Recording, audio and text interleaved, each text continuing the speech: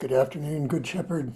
It is Wednesday, July 29th, 2026, and we are coming into the close of summer, or at least of the summer season, and I'll return to that in a minute, but it certainly is still hot, and so the close of the summer season might mean some cooling down.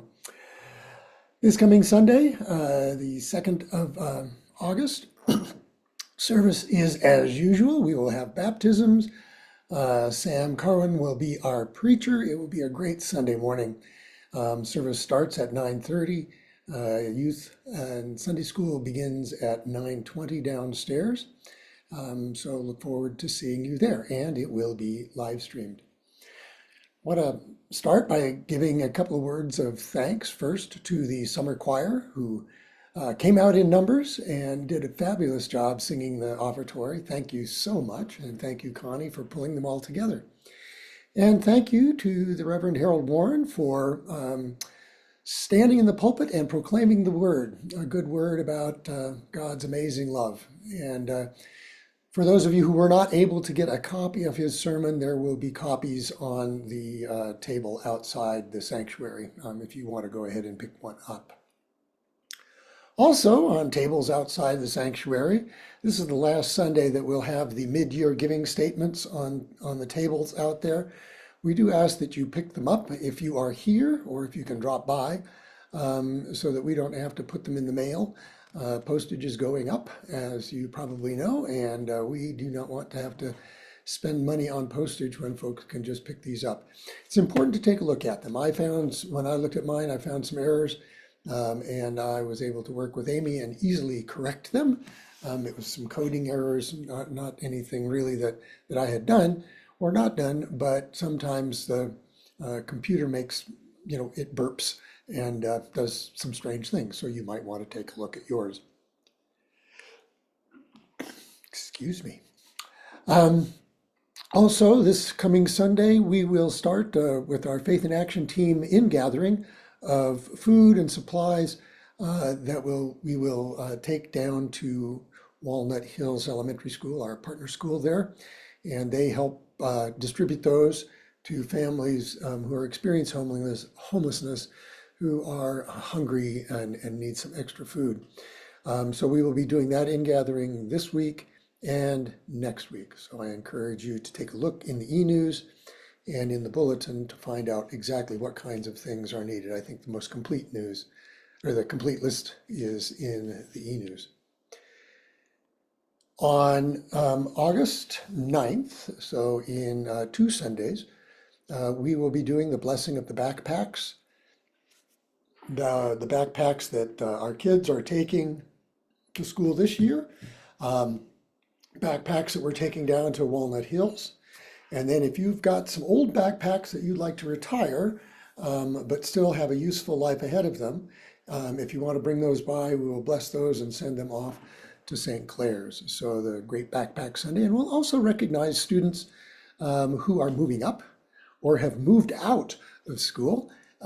We didn't get to do that in the spring because changing of school schedules and people traveling and all of that, we didn't have everybody here together. So we are going to do some recognition on that Sunday, August 9th, before all of the schools go back into session. So I encourage you to bring those backpacks to be blessed and come and celebrate the moving on up of some of our young people.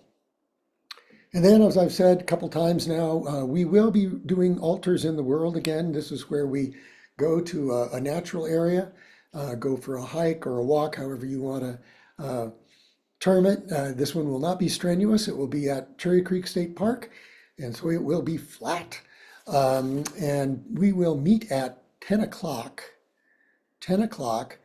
in the Cherry Creek High School parking lot, just right across from the entrance to Cherry Creek State Park. That way, if people do not have permits to get into the state parks, we can carpool and get into where we will take off together. The parking lot where we will be, the Prairie Loop parking lot, is not really large. It probably would accommodate most of our cars, but the fewer we have to take in there, because we don't know how many other cars might be there anyway, the better. So this will be on August 22nd. We will meet at 10 o'clock in the parking lot directly across from the entrance to the park, and move down as a group from there and take a little walk in the wetlands, and then have a bit of a worship service before we close. So that's what's going on in the next few weeks. Lots of stuff, really, for this time of the year. Some beginnings, some endings, and all of that kind of stuff. So again, I look forward to seeing you on Sunday. I was introduced to a prayer. It's actually a poem for Midsummer, my reference at the beginning.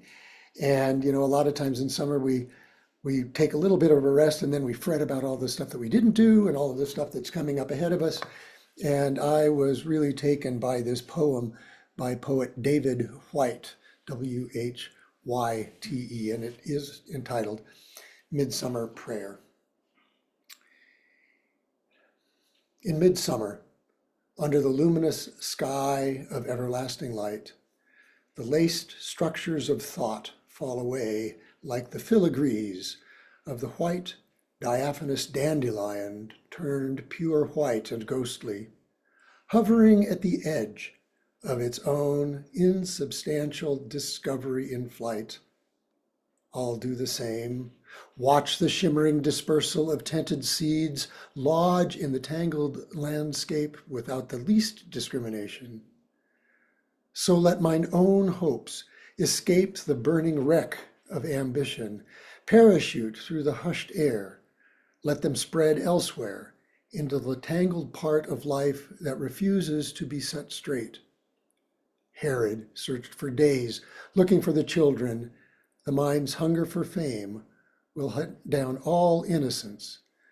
Let them find safety in the growing wild. I'll not touch them there. David Whyte, from a book called River Flow, New and Selected Poems. Look forward to seeing you soon, friends. Enjoy the rest of your summer.